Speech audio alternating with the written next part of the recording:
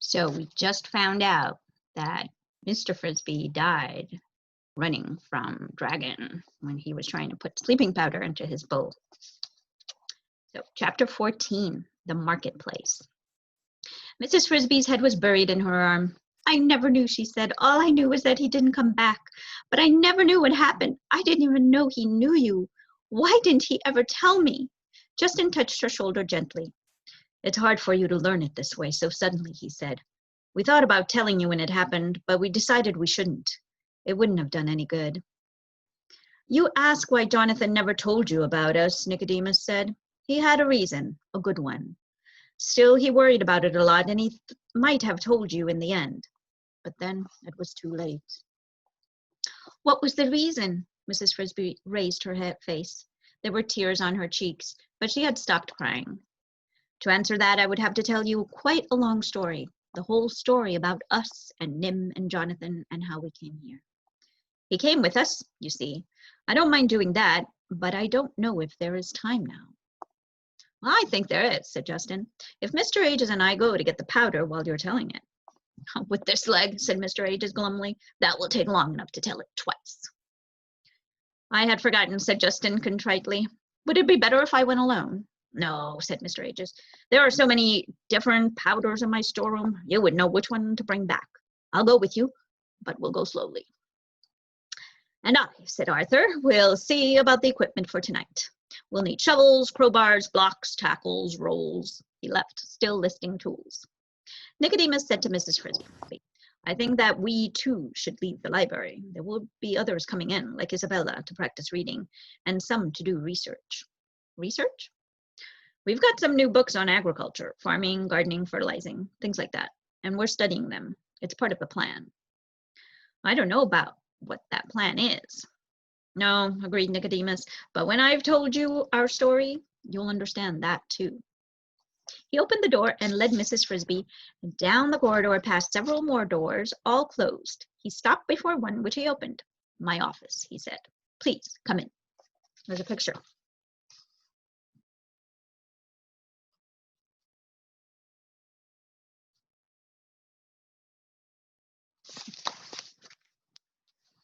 The room she entered was smaller than the library, but much more comfortable, almost elegantly furnished.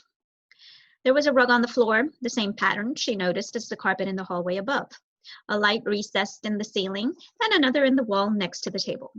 There were bookshelves on one shelf, an electric clock hummed quietly to itself. A book lay open on the table with a chair in front of it. Against the opposite wall stood a small sofa, neatly upholstered in cloth. But what attracted Mrs. Frisby's attention most was a box in one corner of the room, a box with dials and a small light shining on the front. From this box came the soft sound of music. She listened, entranced. You like music, said Nicodemus. So do I. That must be a radio. Again, something vaguely remembered from what Jonathan had once told her. Music. She had heard it only 2 or 3 times in her life when the Fitzgibbons had left a window open and someone was playing inside. And never up close. It was a lovely sound. Yes, said Nicodemus. We didn't get it for music, of course, but to hear the news. Still, as long as it's here, why not use it? He sat down, and so did Mrs. Frisby. Now, he said, I will tell you about Nim. You'll be interested, I think, because your husband was part of it. And when I'm finished, I think you will see why he felt he could not tell you himself. The story begins, Nicodemus continued, not at Nim, but at a marketplace on the edge of a big city. It was called the Farmer's Market. A great square of a place with a roof over part of it and no walls to speak of. There early every morning the farmers arrived from all over the surrounding countryside with trucks full of tomatoes, corn, cabbage, potatoes, eggs, chickens, ham, food for the city. One part of it was reserved for the fishermen who brought crabs and oysters and bass and flounders. It was a fine place, noisy and full of smells. We lived near this market, my father, my mother, my 9 sisters and brothers, and I, underground in a big pipe that had once been part of a storm sewer, but was no longer used. There were hundreds of other rats in the neighborhood. It was a rough life, but not so hard as you might think because of the market. Every evening at 5 o'clock, the farmers and the fishermen would close up their stalls, pack their trucks, and go home. At night, hours later, the cleanup men would arrive with brooms and hoses. But in between, the market was ours. The food of the farmers left behind, peas and beans that fell off the trucks, tomatoes, squashes, pieces of meat and fish, trimmed as waste. They lay on the sidewalk and in the gutters. They filled the great cans that were supposed to be covered, but seldom were. There were always 10 times more than we could eat, and so there was never any need for fighting over it. Fighting? Quite the contrary. The marketplace was a perfect place for playing, and so we did, the young rats at least, as soon as we had finished eating. There were empty boxes for hide and seek. There were walls to climb, tin cans to roll, pieces of twine to tie and swing on. There were even, in the middle of the square, a fountain to swim in when the weather was hot. Then, at the first clang of the cleanup men in the distance, one of the older rats would sound an alarm, and everyone would pick up as much food as he could carry home. All of us kept a reserve supply because some days, Sundays and holidays, the market would be closed, and we were never quite sure when this would happen. When I went to the market, it was usually with 2 companions, my older brother Gerald and a friend of ours named Jenner. There were these were my 2 closest friends. We liked the same games, the same jokes, the same topics of conversation, even the same kinds of food. I particularly admired Jenner, who was extremely quick and intelligent. One evening in early fall, Jenner and I set out for the marketplace. It must have been September, for the leaves were just turning yellow and some children were throwing a football in the vacant lot. Gerald had to stay home that night. He had caught a cold, and since the air was chilly, my mother thought he should not go out. So Jenner and I went without him.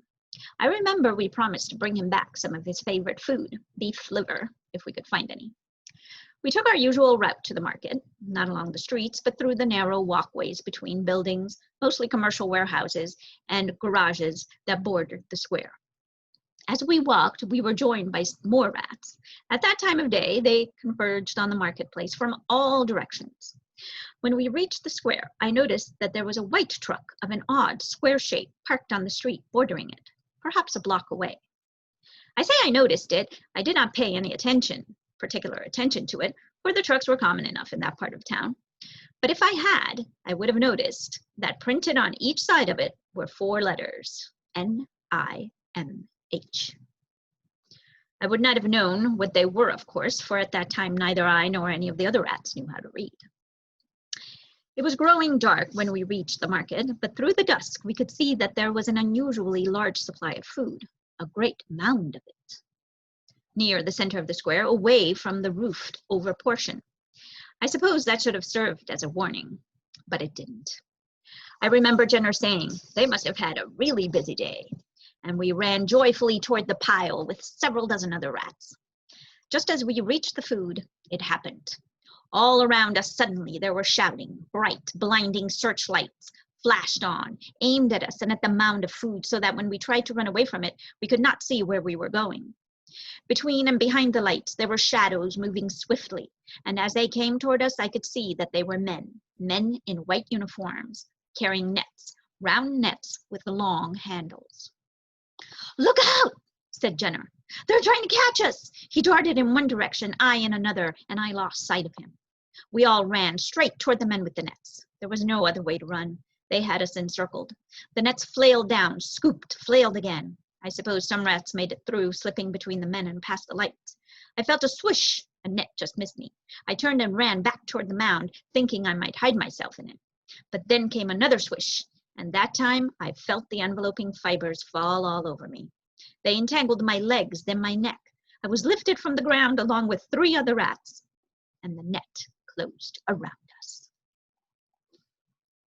That's the end of chapter 14. We'll have to find out what happens.